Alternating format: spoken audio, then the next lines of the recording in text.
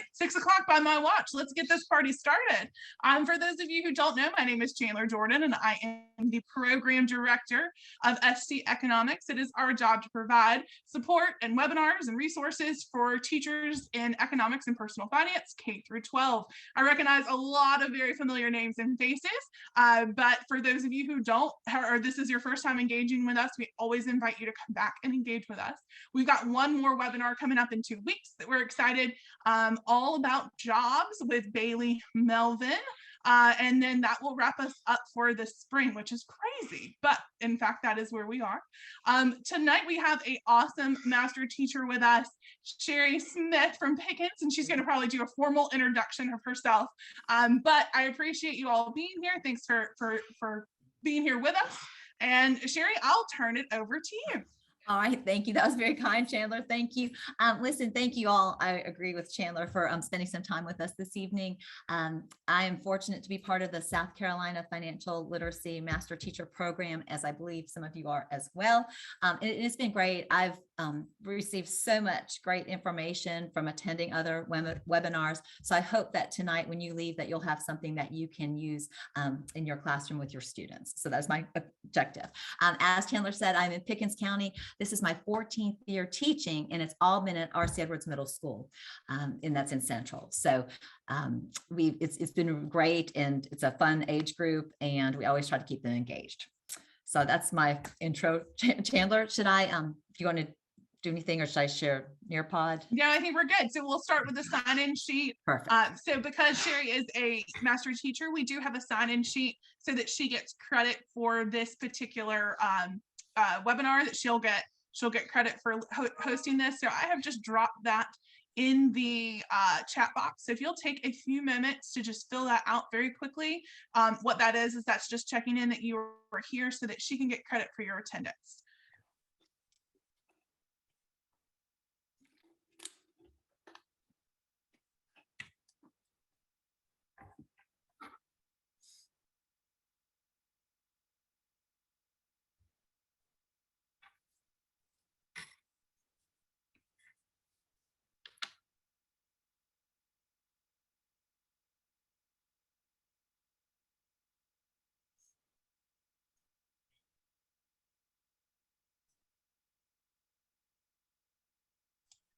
If y'all will give me some Zoom reactions or some thumbs up when we're ready to move on. Thumbs up. Good, good, good. Perfect. It looks like everyone's had a chance or either is in the process, so we can move forward. Excellent. And also tonight's presentation, we'll be using Nearpod. And have you all used Nearpod before, or maybe not? Okay. All right. I just wasn't quite sure if some are familiar or not. My students love it. So we'll use that tonight. And I think we have the link in there, and we'll add it again. So thank you, Chandler. So we've added the link to Nearpod. And if you just click on that, it should give you access. Let me just minimize this for a minute. And I'll begin just in a moment. Hopefully you'll be able to see the Paying for College top slide. Okay. You think we're good, Chandler? To begin. Okay. All right. Thank you. All right. And at times I will show you my screen as well, just so you can see for some of the activities, if you aren't so familiar, what it looks like from the teacher's side. So paying for college is obviously a topic that crosses when you get to certainly even in the middle school years and then on up, as you all are well aware. It's a topic and decisions need to be made. So I want to share some of the resources that I've been able to use in my classroom. I already said Sherry Smith, so we can bypass that one. And also this is the form, but Chandler already put that in the chat, so we should be good on this as well. But if you did not need to, it would be displayed right here. And one quick note for Nearpod, it is great, as you will find, that you can simply add web resources, and you'll see in a moment there'll be a Google Doc that my students can simply just make a copy of and work on. So it really helps from the teacher's perspective as well, making sure your students get the right information. So I'll bypass that since we probably saw that already. All right. Really for this, thinking of our students, right, just making them aware of like the cost of college, because many don't know, right? You'll find, I hope, that this is an engaging activity for your students. And obviously the overall goal is the increased knowledge about financial literacy. And y'all let me know if I go too fast because I do speak quickly. So I will try to pause a little bit. We'll just begin with a brief overview. This quote here, right? Financial literacy is an important part of avoiding financial mistakes and planning for a strong, secure financial future. And honestly, if I just, introduce my students, I'm sure you've had the same experience to certain topics, it's awesome. It lends itself to conversations that they can have in the classroom and also at home. So now we'll dive in a little bit more on paying for college. How valuable is this college degree? So I've added a site here, and you can just click on it to view it. I think this is good for our students to see. And I do tell them later in the presentation, you'll see that there are alternatives listed to a 4-year degree because, that may not be everybody's plan. But I think it's good for them to get an idea of how much they can earn based on, in general, the education that they receive. So, and I like this because they can dig down a little deeper, read through it, but it also has like that graphic right in front of them. Like I said, please slow me down if I'm going too fast. Then what I have them do, right, I have them fill in the blanks. In this one, you can see it's very short, but I can share my screen if you'd like, just to see. Hold on a minute. Kind of as responses come in. If you want to just, kind of drag that in, that's great. If not, no worries. And we're not judging anybody. But it would look like, hold on. Hopefully, can you guys see that? Right, as students or as individuals response, like we'll see the results here. Okay, perfect. It kind of goes through like that. Okay, let me just stop share for a moment. You'll see a little bit more in a moment for sure. Okay, and as I said, that was just a quick little check for knowledge. Obviously, you could expand on that. Here again, we go into a little bit of like net price versus sticker price, looking at, there could be aid. I mean, there could be like scholarships and all of this, and sometimes there'll be loans. And so there are lots of factors that play into this. I'm sure you all are well aware, but certainly when we introduce it to my students, they are not. And so just like I said, just to get the conversation started is huge. So this here again, if we just go here, you can see the actual article from College Board. And once again, sometimes just the terms that students will learn a little bit more about is huge. So I'll leave that there. And as I said, at the end, or probably tomorrow or so, you'll have access to this, and you'll be able, if you want to use it, go for it. You can edit it. Really whatever's going to help you the most. Okay. Quick guide to cost. And here again, just another reference or resource from College Board. And it breaks down tuition and fees and room and board and other things. Because here again, just knowing what certain, maybe certain categories, what things fall under is helpful. Because, sometimes students do have like choices to adjust what they're paying or what their parents or whomever may be paying or the loans they have. Okay. And then paying for college. And then here, napkin finance. And I know Chandler's seen that in other cases, and you guys probably have too. We've definitely seen it for like the stock market challenge, but it's great, right? This infographic, if you will, it makes it very clear, and then you can go into more detail, right? But I like it because it kind of tells you what you need to know at the beginning anyway. And then here again, if you'd like to, right, you can just click on matching. All you're doing is matching. What I like about this again is if a student doesn't match it correctly, it'll show red X's and then they try again. So in the end, as a teacher, you see how many attempts it took them to get the correct answers. So like I said, very interactive, and it gives the responsibility to the students or accountability to at least try, right? And kind of learn as they go. All right. This one, and then you can see I can do it real quickly from you kind of see that. I think there we go. All right, I'm going to go to the next one if you guys are good. Here we talk a little bit more, look into scholarships and grants and loans and what one thing means versus another.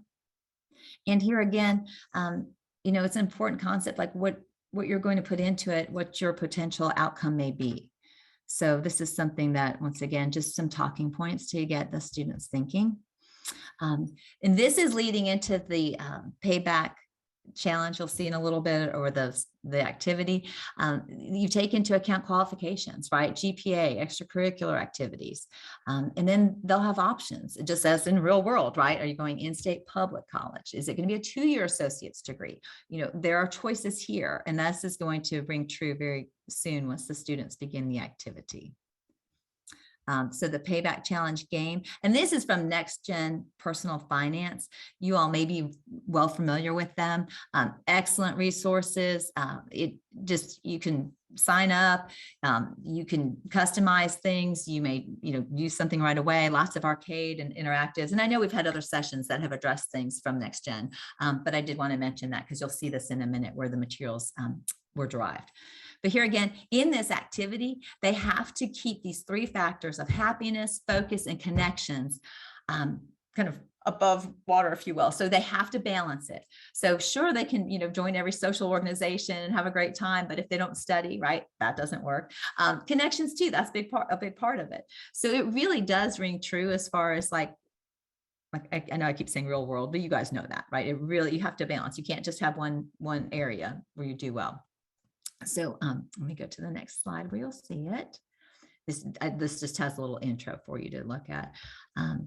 But yeah, on here, hopefully you will see in a moment. This is the interactive, right? And so Next Gen Personal Finance. And all I do when I have my students come, or when I present this to students, I just have them just simply file, go to the file and make a copy. So then that way they're able to edit it. Here again, if you can kind of see on the screen, it'll just give you details. And I like this because it gives them something to document. Because a lot of times they're just ready to go, and that's great. But I also want them to have something where they can reflect and see how they did based on the choices that they made. So this will be available as well in the after the present, or when we get everything from the presentation. I'm sorry. You know what? I'm so sorry. Let me go back one. I'm so sorry. I just want to click on this real quickly so you can see the time for payback. And some of you may have already, hold on. I need to probably share my screen. Sorry. Hold on. There we go. There we go. And it just takes you through the steps, but it does, and you guys could click on this too, right? But it does bring into account like GPA and extracurriculars. And here again, especially with my middle schoolers, this is a great conversation because based on choices they make now, right, will impact options in the future. And, they talk about, is it home, are you staying in state, out of state? All of that. So these are things that they choose at the beginning. And it's fun because some of my students will play this, and I say play it, but they'll go through it multiple times to see, what is the outcome. A couple of times my students got so concerned because they didn't do well and they had accrued a lot of debt. They're like, oh my gosh, we can't go to college. I'm like, no, that's not the plan. The plan is just to make you aware of choices. And, if your parents or someone's helping you with it, to be really appreciative and like, you don't have to spend the highest of everything, right? So you go through the prompts, and I would, you can certainly take time as you guys see fit. Let me, hold on, did I do that? Let's take a few minutes do that. and let them play. I will Perfect. say, for those of you who have played, they've updated some stuff. So it is a little bit different than it was when it first came out. So I encourage you guys to take, let's take 5 minutes. Let's take 5 minutes and just take a break, and let's have an opportunity to play. And I just dropped the direct link into the chat. So let's just take 5 minutes to play. Thank you, Chandler. Maybe for a minute.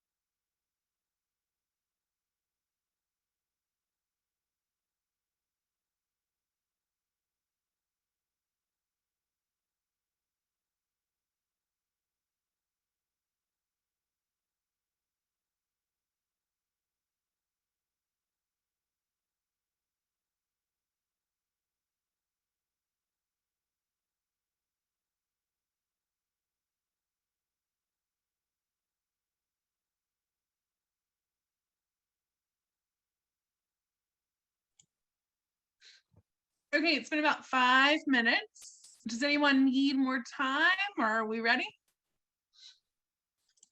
Or does anybody have any feedback from what they experienced? So I think something that was really interesting when this game first came out, I was still in the classroom and I had my students, when they walked in the door, I assigned it to them and I just let them do it. I didn't give them any sort of guidelines or anything. And so of course, well, quite a few of them didn't even make it through, and then the others had a substantial amount of debt when they finished. And so we had them all write that down on the board, and then we talked about it. We talked about, okay, what is the purpose?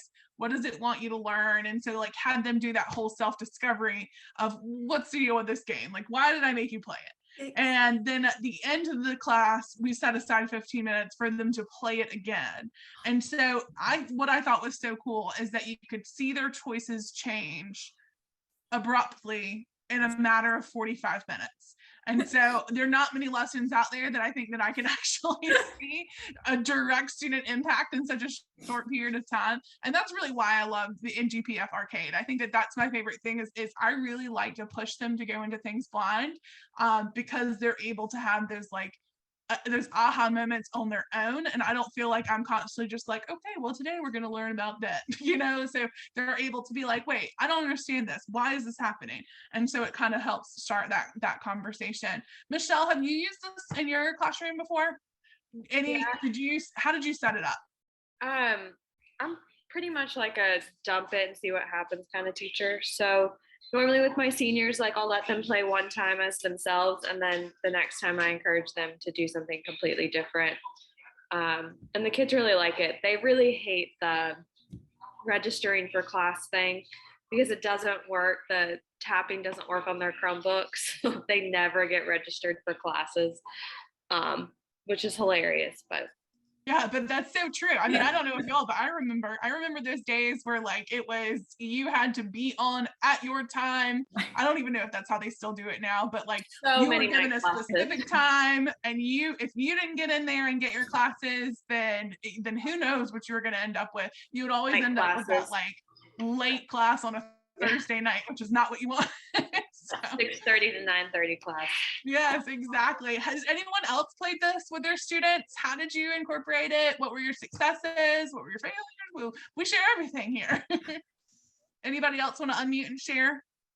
I played about a year ago, and then one of my students entered their challenge. I think they only offer it once a year. Correct. It's once a year, but it's still pretty cool. Yeah. So Erica, why don't you tell us about that? Well, it was when we were all on Zoom, and it was like a freshman who entered it, but she pretty much did everything I said, including like one assignment's signing up to donate to Audubon Society, which was crazy because that was not necessarily my intention. But Dash has just gotten my shoe, so I've got to go get it. Sorry. Oh wait, no, he brought it to me. Sherry and I were just talking about we have dogs as well, and just what happens on Zoom when there are dogs involved which is always fun. So awesome. Well, I know that most of you or some of you have had the opportunity to play this before in your classroom, and I know and know that there are many other NGPF arcade games out there. And I will always say that sometimes when I play them, I always think that, okay, well, I don't really understand this one. And their PD comes in huge for that. So they have both on demand and live PD. And I have actually learned, I didn't know how to play Credit Crash for the longest time. I actually watched a PD and learned how to play it the other day. So if you don't understand that one, I got you now. Before that, I would not. So awesome. All right, Sherry, I'll turn it back over to you. Thank you. And I was just going to say, even just like the Bummer Insurance game, I put that in front of my sixth graders, and it was hilarious because, I mean, like you said, I put them in and just had them try it, and they learned so much, and they went home and talked to their parents, which was amazing. Like that, That's perfect. That's exactly what we want to happen. Exactly. Yeah, that's perfect. Yeah. Great. Thank you. All right. Well, thank you so much, Chandler and everybody. And then this slide or this page, right? as I mentioned, I think at the beginning of the presentation, that four-year college is not going to be for every single person, or may not be an option. So we list some of the things here, and we talk about 2 years versus 4 years and different options. But here on this next one, this is also from NGPF. They have lots of information, and that you can provide this for your students just to investigate like what else, and like as we mentioned before, you can pick and choose, or you can go through like a mini unit. But I think it's huge, because I'll have students who maybe they look at salary and only salary, but they're like, well, we want to be finished after high school, or we want maybe our associate's degree. And I didn't even realize until fairly recently that I can't remember the exact engineering degree, but there's one that is like for a two-year associate's degree. So, I mean, that's amazing. And, depending on what they want to do, tons of options. So I don't really need to tell you as teachers that, but it just opens up some more conversation for them. So that's a whole nother thing that you could certainly use as you see fit. And then this I one, will say, I'm going to interrupt you again. Oh, yeah, Sorry. oh, no, please do. I Please. think the productive gap year lesson, especially for high school seniors, and I know that we've got a couple of high school teachers in here, that often they are like, well, it's too expensive, I'm just gonna take a year off. I'm just gonna take a year off. Like, I'm not gonna do it right now, or I'm schooled out, I've been in school my whole life. That's what I hear all the time. And again, I know my high school teachers are like, yeah, we hear that. But that productive gap year lesson is really good, because I think that is an important conversation that needs to. It's okay to take a gap year. There is no problem with taking a gap year. But what's important is to make sure that is a productive gap year, and that's going to push you that you're going to be in a better, more mature, more accessible spot in 1 year than you are now. So just, kind of talking through that with students, and really taking an opportunity to say, okay, listen, let's talk about this, and not just assume that everyone's going to go on one of these like couple of tracks, right? So talk about, what is it like to just enter the workforce? What is it like to go into the military? What is it, people who are in ROTC, sure, they may end up in the military, but people in your regular class may too. And so just starting those conversations early. I've got in the chat from Miss Denise, she said, when talking about the cost of college, one thing I always mention to my students, and I have them do, is a comparison activity. When researching college tuition, I share with them that the price of college will be higher at universities with large sports programs. The tuition will be higher because of the scholarships that the university offer their athletes, but also just facilities and everything else associated with it. So yeah, I think that's a great idea too, is to have them compare schools, and not just, go with the big name ones. Like there might be other institutions out there that are able to offer them more and become more affordable. And in the end, they still get the same degree. So yeah, having those conversations is great. I always tell them that I am not here to tell you what to do. I'm here to help you make the best decision for you. Exactly. Yeah. And that's the thing. And even having them think about what they might want to do. So a major, they can't just say, we're right here in Clemson, but you can't just say Clemson just because. You can, but like, is that the best I think we get the same thing right here in Columbia. Everyone's like, I'm just going to get USC, in the long run, I'll stay at home. It'll be cheaper. Well, but will it really? You know what I mean? Or you're going to, so let's do some evaluations. I think that's always interesting. And if anything, it's eye-opening. And again, you said very early on, for students there, you were always going to have students who their parents or their grandparents or have really planned for this, and you're going to have students who haven't. And so whether it's an act of preparing because you're going to need to take care of yourself, or an act of just gratitude towards those who have prepared to take care of this for you, I think that those are both very important. Absolutely. That's so true. So thank you all for the input, and thank you, Chandler. Here, let me say continue. So they've added, this is the beach one, I guess. This is fairly new. I just had this with my students the other day. So if you all would, please pick a little avatar, and there are just a couple of questions at the end. I think I just have it set up to maybe 5 or something. But if you've not used Nearpod, oh my gosh, students love this. And they ask to play again and again. In the end, they may be memorizing, but it's okay because they're still like learning. So yeah, so fun. So I'll give you a second. Let's see, I think 1, 2, 3, 4, 5, 6. We've got 10, perfect. All right. A minute. And as I said, I teach middle school, but I know we've had PD with this for teachers or adults, and then like even high school. I mean, it's great. They all seem to like it.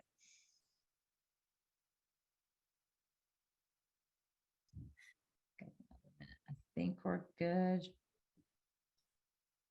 All right. Make sure we've got 8 and 10 people on here. Let me make sure. All right. I'm going to start the game. Yeah, I think we can probably go ahead. Perfect. There we go. I'll show my screen too, just so you guys can see it.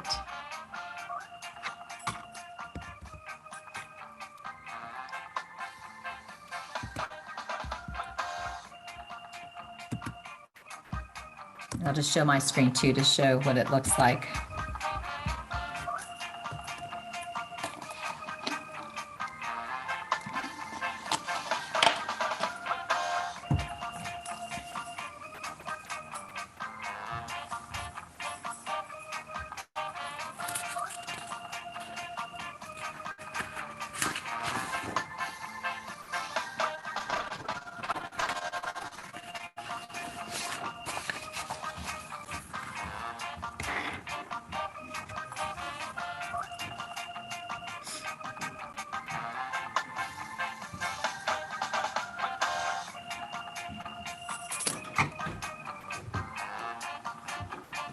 Just 1 second. I'm on my call.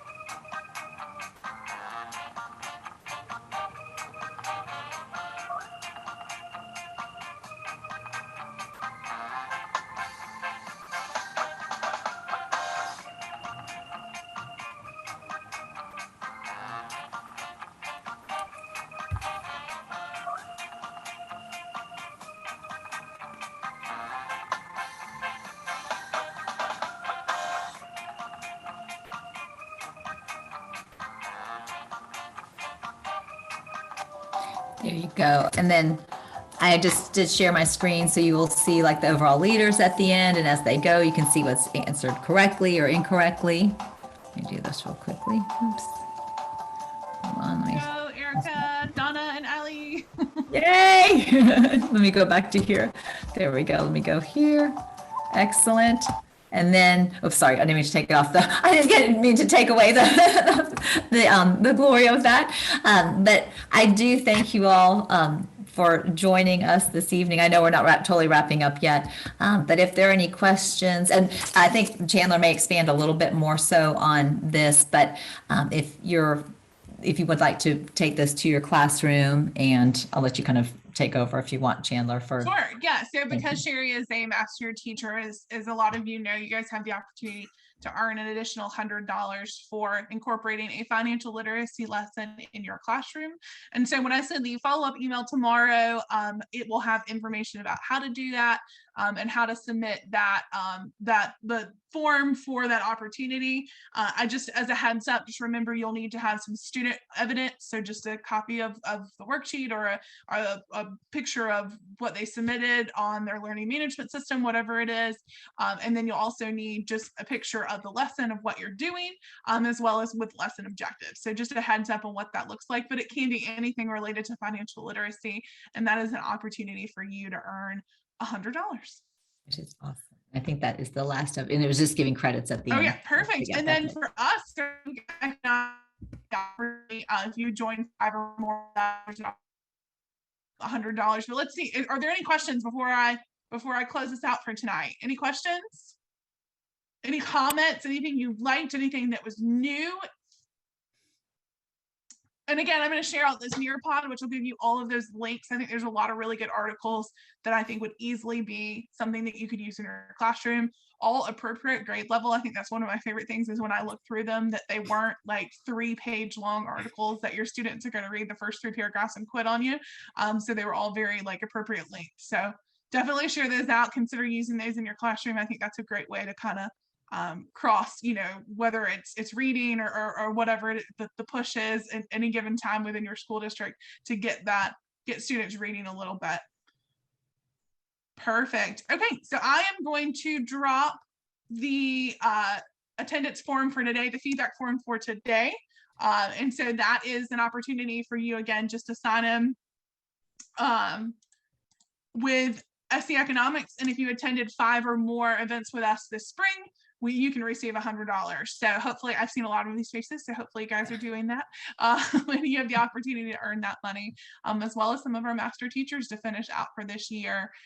Erica, yes, you need to get on the Nearpod. On the Nearpod. I think that it's just a fun way to get kids to interact, especially if it's something student paced. I think it's great for when you have like a sub. You can always set up a Nearpod and kind of have them running on their own. If you know you're going to be absent, etc. So I think it's great. And of course, when we were virtual, it was gold. It was like the way that you knew that they were informed. So yeah. All right. So yeah, as soon as you guys are done with submitting the form, you're done for the night. So we got out of here a little early. So that's awesome. See, I talk fast. You guys got it. Okay. It is okay. Allie, you have your hand up. Yeah, I just have a quick question. Sure. So right now I am student teaching with some seniors in an econ class. And our spring break is in like 3-ish weeks. But they'll be starting personal finance after spring break, and I'll be leaving them in the middle of that. But I was just wondering, I think it would be really fun to do the little game about paying for college, and as well like this Nearpod. Especially that last little game with them, just for something fun and simple before going into spring break. So will that be I know that the website for the game for paying for college is available, but will this Nearpod be available? So you will have to have a Nearpod account. I think, and you guys can speak. I feel like they let you have three presentations at no cost, and then then you have to join past that. And so when I send you out the link for Sherry's, you'll have the option to like make a copy of it. And so in that case, it'll have you set up a Nearpod account. But I believe it's the first 3 Nearpods are free. And then what I do is I just go in and cancel the ones I'm not using. And so I always have it free, but that's just me. But there are opportunities to get Nearpod scholarships as well. If it's something you really like and you actually want to use in your classroom. I know we have a lot of teachers who are still teaching virtually and they use it pretty much every day. So Allie, if you have trouble, with the follow-up, just email me back and we'll get you straight, and we'll make sure you have everything you need to do that, because I think that's great. Okay, yes, ma'am. Thank you. Perfect. Thanks.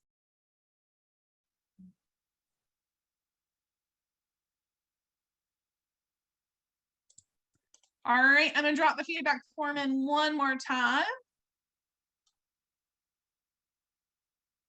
Thanks again, everybody, for joining us. Yeah. Angela, I see your question. It says, do you have to submit an application? Can you clarify that? So can you unmute yourself and clarify? Are you talking about for master teacher program?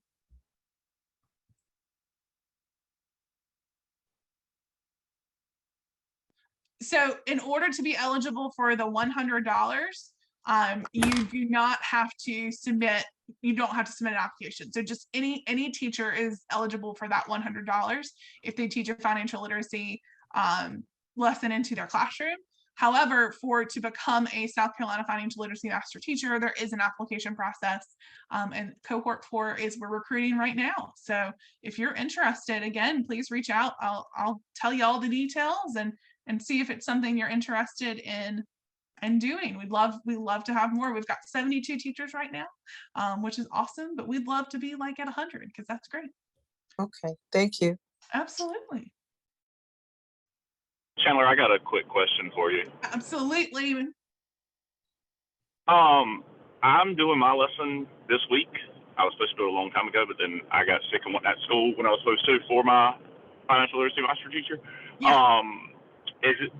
I'm doing it in person, but is it okay if last time we had this, I had some guys, I was actually at a professional development, and I had them join and watch me in another school district. Is it okay if they join virtually and participate that way? Sure.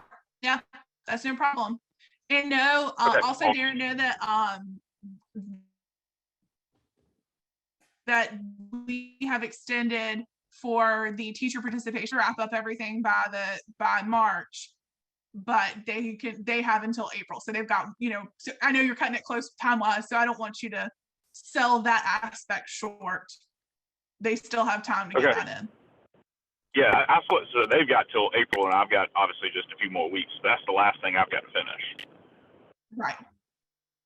Okay, awesome. No, Thank that's you. perfect. Yeah, virtual, yeah, in-person, virtual, hybrid, whatever, all works. Okay, awesome. Thank you. Absolutely. Where are you flying to? I gotta know. Boston. Boston for fun or for? Well, I just got back from Boston. We were delayed in, so I was at the airport when I first started this. I got you. Perfect. I am headed out to Arizona. Yeah, we had Friday and Monday off for some random reason. Oh, okay. Awesome. So. No, that's perfect. I'm headed out to Arizona at the end of the week, and it's, just a whopping like 90 something degrees out there. So I will come back. Nice. You just left Boston, lobsters. I'm going to be a lobster when I return. So yeah. All right, guys. I think we're good. If anybody has questions, I'll stick around for a few more minutes. But Sherry, you're great. Thank you so much. Thank you guys so much. Thank you all for joining us tonight. We really appreciate it, and look for that follow-up tomorrow. Thank you.